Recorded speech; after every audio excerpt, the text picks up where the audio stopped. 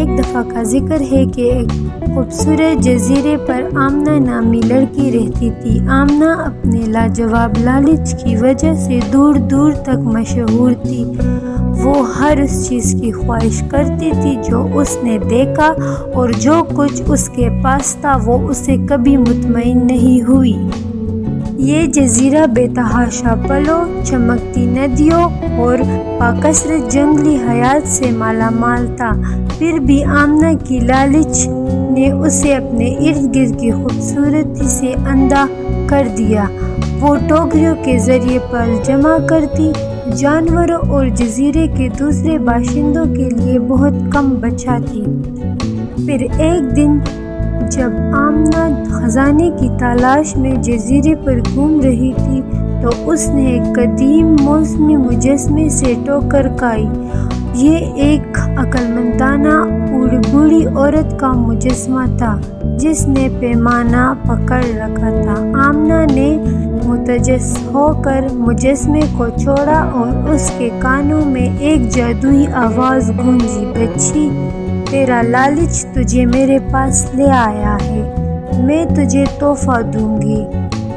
جب بھی تو کچھ لے گی یہاں سے پیمانہ سرک جائے گا اور تیرا کچھ کھو جائے گا جو تیرا اپنا ہے۔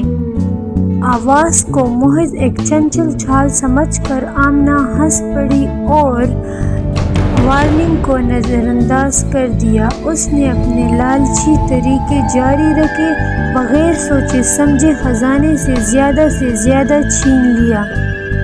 اور پھر جیسے جیسے دن ہفتوں میں بدلتے گئے، آمنہ نے دیکھا کہ کچھ عجیب ہو رہا ہے۔ اس کی خوبصورت آواز جسے وہ خوشی سے گاتی تھی پھٹنے اور مدھم ہونے لگی۔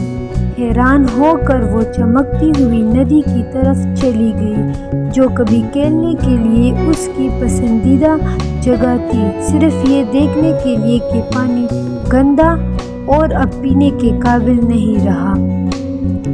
گھبرا کر آمنہ اپنے جانور دوستوں کو ڈھونڈنے لگی، لیکن اب وہ اس سے دور ہو گئے تھے۔ وہ سرسبز پھل جو کبھی اپنے سرخ رنگوں سے اس کا استقبال کرتے نظر آتے تھے، اب اس کی آنکھوں کے سامنے سڑ گئے۔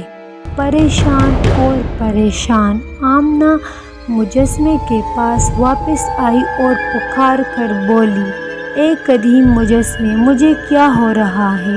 حالات کیوں بدل رہے ہیں؟ اور پھر اس مجسمے نے جواب دیا کہ آپ کے لالچ نے جزیرے کا توازن بگاڑ دیا ہے۔ آپ کی ہر ایک لالچ خواہش کے لیے آپ کی اپنی خوشی کا ایک حصہ کم ہو جاتا ہے۔ ہماگائی کو بحال کرنے کے لیے آپ کو اپنے پاس جو کچھ بھی ہے اسے بانٹنا اور مطمئن رہنا سیکھنا چاہیے۔ اس کے بعد آمنہ کو احساس ہوا کہ اس نے کیا کھویا ہے، اور اسی راستے پر چلتے ہوئے اس نے اپنا سب کچھ، سارے پھل جو اس نے جمع کیے تھے، جانوروں کے ساتھ بانٹنا شروع کر دیا۔ آہستہ آہستہ اس کی آواز بھی واپس آ گئی، پانی صاف ہو گیا اور جانور دوست جو کہ اس سے دور ہو گئے تھے وہ واپس آ گئے۔ وقت کے ساتھ ساتھ آمنہ نے خود کو واقعی خوش پایا۔ جزیرے کی خوبصورتی واپس آ گئی اور دوبارہ پھل پھولنے لگا۔